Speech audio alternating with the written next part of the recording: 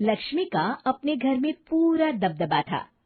Hitler की तरह वो सारा काम अपने पति और बेटे से करवाती।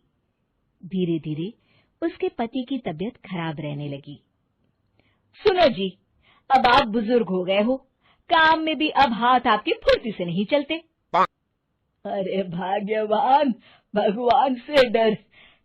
तुझसे मैंने शादी अपने इकलौते बेटे के अच्छे पालन पोषण के लिए की थी, लेकिन तूने तो उसका बेड़ा गर्क कर दिया। मैंने क्या किया? पढ़ाया लिखाया, अब नौकरी नहीं लग रही तो मैं कैसे जिम्मेदार हो गई? अब घर में बैठकर रोटी तोड़ रहा था तो मैंने कहा काम ही कर ले।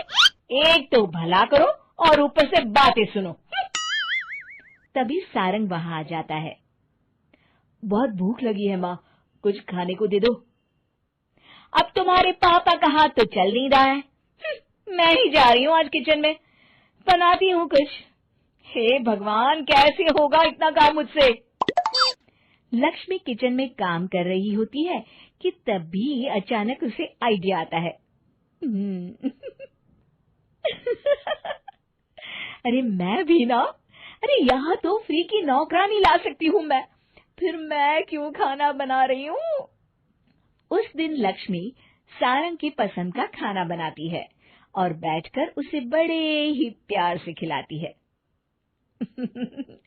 खा ले बेटा, खा ले, पेट भर के खा ले। अरे रुक, मैं तेरे लिए ना गर्मा गर्म रोटियां लाती हूँ।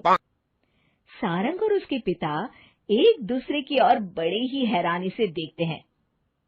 बेटा सारंग, जरूर दाल में कुछ काला है, वरना ये औरत तो हमें बासी खाना भी सुकून से ना खाने दे। सुनील की बात लक्ष्मी सुन लेती है और जोर जोर से चिल्लाने लगती है। अरे हाँ, भलाई का तो जमाना ही नहीं रहा। एक तो आग में खुद को जलाकर तुम लोगों के लिए खाना बना रही हूँ और ऊपर से तुम्हें दाल काली लग रही है। अरे माँ, पिताजी का ये मतलब नहीं था, तुम बुरा मत मानो।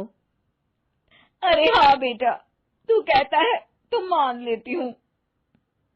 लक्ष्मी सारंग के पास बड़े ही प्यार से बैठ जाती है और फिर कहती है, बेटा मैंने ना तेरी शादी करने की सोच ली है। अब तेरे पिताजी के हाथ भी नहीं चलते तो सोच रही हूँ तेरे लिए बीवी ले आऊं। अब पता नहीं ना मैं भी कब मर जाऊं। अब ऐसे भाग्य भी कहाँ है हमारे। क्या कहा? अरे हाँ, तुम तो चाहते ही हो कि मैं मर जाऊं, लेकिन मैं अपनी प्यारी बहू का चेहरा देखे बिना नहीं मरूंगी। हाँ माँ, शादी तो मैं कर लूं, लेकिन मैं नौकरी नहीं करता, फिर कोई क्यों देगा मुझे अपनी बेटी? अरे क्यों नहीं देगा बेटी? इतना बड़ा घर, खेल खलियान है, किस चीज की कमी है हमारे पास? जो आएगी राज करेगी, राज। हम तो ना कर पाए राज, ये बोलो कि एक और नौकर तुम्हारे पास आ जाएगा। मैं कहती हूँ चुप हो जाओ।